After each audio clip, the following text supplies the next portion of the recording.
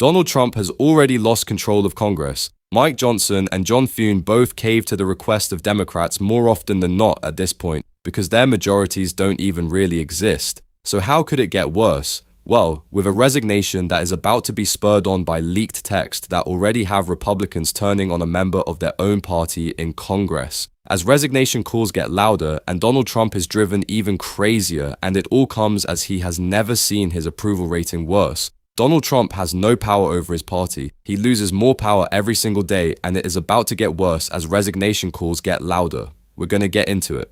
But it does start with Donald Trump's historically low approval rating, because it is the best explanation for his lack of power over the Republican Party and why we might see it get even worse with a member of Congress leaving. But it starts with Donald Trump's low approval right here. This is the lowest of his term, the lowest of his second term. We're talking about minus 17 points, 17 points underwater. And unlike in Donald Trump's first term, in which he was negative basically throughout his entire term, Trump actually started off in positive territory here in his second term, but now he's at the lowest point of his second term. But there's an even bigger comparison to be made, okay? So obviously Trump was elected once back in 2016, then he took a 4-year break, and then, of course, he's serving his second term, and it's his second presidency. So I went back and I looked at all of the presidents at this point in a presidency, all of them at this point in a presidency, and guess what?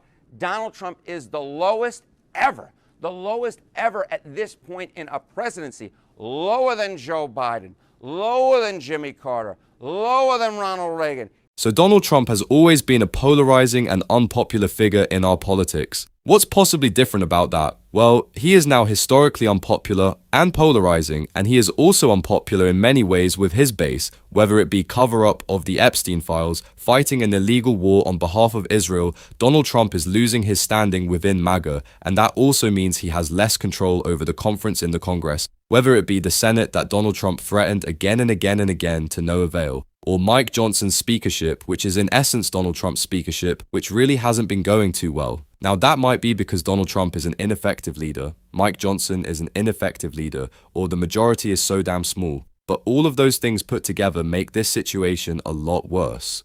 Now you may remember Representative Tony Gonzalez, a Republican from Texas, in the disgusting scandal surrounding his inappropriate relationship with a staffer. Well, it just got worse and makes these calls for his resignation louder, something Donald Trump just can't deal with right now.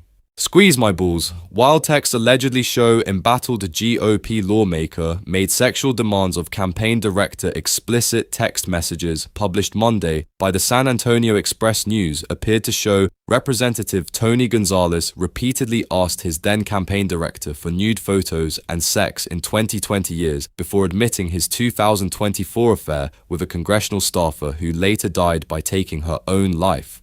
The previously unreported exchanges containing hundreds of messages were obtained by the newspaper. The messages, which the newspaper reported date from Gonzalez was a first-time Republican candidate in June 2020, allegedly show him escalating a late-night conversation with his campaign's political director into explicit sexual requests over several days. Within hours of initially discussing her dating life and complimenting her as a smart girl, the alleged text messages show that Gonzalez asked what she wore to bed, what kind of underwear she was wearing, and requested naked photos. The messages are reported by the San Antonio Express. Some go on to describe how he wished to have sex with her and made disgusting requests. "I know what I want and won't stop until I get it," one message reads, according to the report. When the campaign director declined his request multiple times, the report says he replied, 47 no's is about 47 no's is about my limit. The text then include multiple requests for photos in the following days. Despite the exchanges, the aide, granted anonymity, told the newspaper that no physical relationship occurred and that the pair didn't so much as touch. Despite the exchanges, the aide, granted anonymity, told the newspaper that no physical relationship occurred. Of course, the revelations add to mounting scrutiny over Gonzalez's conduct following a separate 2024 affair with 35-year-old congressional aide Regina Santos, which he has publicly acknowledged as a mistake and a lapse in judgment. So a Republican is disgusting, that's not surprising. But what has been surprising are the calls for resignation. Now Gonzalez decided he would not run for re-election because of this scandal, But with more mounting evidence of what a horrible human being he is, these resignation calls that we've already seen from Republicans, they get even louder. Representative Nancy Mace joins calls for fellow GOP Republican Representative Tony Gonzalez to resign, a sitting member of Congress accused of soliciting explicit photos from a staffer and subjecting her to graphic sexual texts. Congressman Gonzalez must address these allegations and resign. Ron Philip Kowalski of Midas Touch writes, after text messages revealed that Tony Gonzalez pressured a married staffer. Now we know 2 staffers to send explicit photos. Lauren Boebert is calling for him to resign, saying a mother is dead, do the math. In response to someone posting that Lauren Gonzalez wants Tony Gonzalez to resign, and of course that would cause big problems for Mike Johnson and Donald Trump in the House. But Boebert and Mace were not the only ones, with another Republican, Tim Burchett, saying a male harassing a female employee, I just can't stomach it. Dude, I've got a wife and daughter. He needs to go calling for Gonzalez's resignation. That pressure should only build. The story should even become louder. More Republicans need to step up and say something. Now, I don't know if that's going to happen, but Lauren Boebert, Nancy Mace, and Tim Murphy clearly, along with Thomas Massu, has also spoken out against this. Marjorie Taylor Greene, although not a member of Congress anymore, has as well need to continue to put pressure on Donald Trump and Mike Johnson. And the fact that they are willing to excuse this just for the purpose of keeping their majority shows something that I don't think is talked about enough, that I want to spend a little time on before we get to some more congressional news later in this video about Graham Plattner. So please do stick around to hear about one of our favorite Democrats running for Senate. It doesn't get talked about enough how much MAGA fundamentally hates the people that they represent, and how Donald Trump hates the people in his movement. He thinks they're stupid, that they're ugly, that they're gross, that they're dumb, that they're susceptible to being conned. And you know what? I'm going to agree with Donald Trump. I'm so sorry. But they are Republicans still voting for Donald Trump against their own interest. And there are only a handful of people who voting for Donald Trump is in their interest on pedos, the pedo protectors, the billionaires, the giant corporations. So maybe more than a handful, but not enough for it to count, right? Those people voting for Donald Trump and acknowledging that they're horrible people, fine with bigotry, misogyny, racism, transphobia. Yes, they acknowledge all of that and they go along for the money. But everyone else, working people in this country, you are hurting yourself supporting Donald Trump. And if you don't realize that you're being conned and you're stupid, and Donald Trump knows that, he acknowledges it, he enjoys it, and he exploits it as much as possible.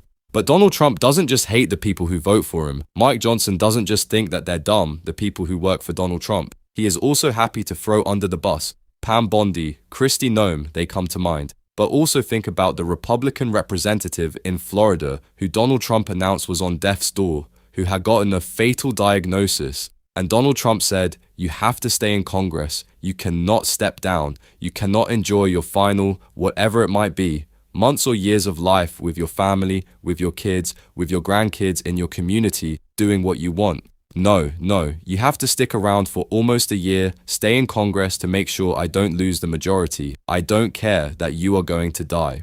Donald Trump said to a Republican in the House currently who had a fatal diagnosis, because Donald Trump hates the people who claim to love him, and some of them do love him. It is an abusive relationship with that.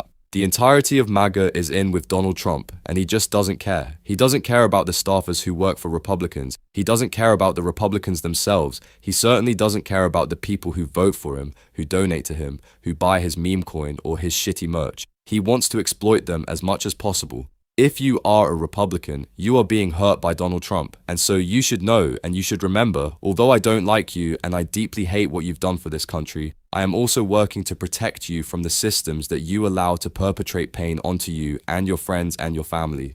We are working to do that. We are in the same boat, and Republicans are just too goddamn stupid to understand it, or they don't care, or they're happy that as long as they are being hurt, so are people of color, women, trans people. That is what they are out to do. And you know what? If you get off so much on owning the lives that you're happy the day that your medical bills bankrupt you, or one of your family members dies from a treatable illness, I can have at it, ruin your life and ruin ours. But there are enough people who hopefully that is not the case, who hopefully that they are not so broken that they actually want things to change. And that is why we need candidates like Graham Plattner, who is making sure this message that it breaks through.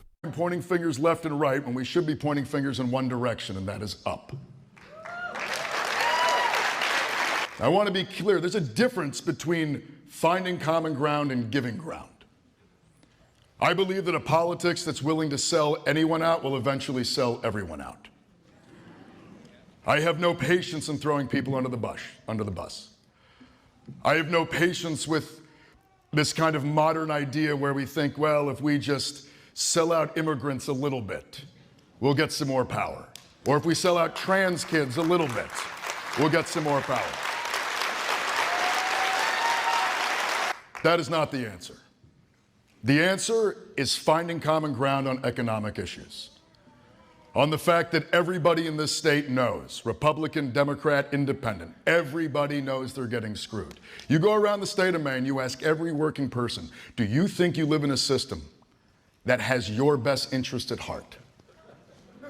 Nobody says yes. Looking up, not left and right, we have to talk about broken systems because the systems are broken. And I don't just mean that in reforming campaign finance law or understanding that the oligarchs who control our media are hurting us in ways that we don't even think about sometimes. I also mean that in the sense that we have to be critical of those who blame individuals rather than systems. It is not enough to just oppose Donald Trump. It's not. You have to oppose the systems that got him there in the same way that it is not enough for our Democrats. And I know a lot of you don't always like the fact that I'm so critical of the party. I think we have to be. But when they'll say, oh, Benjamin Netanyahu, he's a real bad guy and think that's enough. No, it's not enough. If you actually thought that, if you actually believed that, if you had a real world view, you would say Benjamin Netanyahu is a war criminal who should be tried and jailed, much like Donald Trump. He belongs under the jail. And it's not just Netanyahu, but our entire relationship, offensive and defensive weapons to Israel, that needs to end, needs to be cut off completely. Not just the money that we give them, but the cover we run for them and the narratives that the media pushes on the world stage. It needs to end, because Israel isn't just bad because of Netanyahu. The people there want to perpetrate crimes against humanity upon the Palestinian people. They want to commit a genocide. They want us dying in a war on Iran. It is not just Netanyahu, it is broken systems. That's what we need to call out. We are certainly going to on this show. If you want to support that as always, you can hit that subscribe button, leave a like on this video. If you stuck around at the end, drop a blue heart in the comments. I know my voice sounds like shit, it's because I'm sick. But I promise you we're not going to stop even when I am. We're going to keep on fighting. We're not going to let him silence us until next time. I'll see you soon.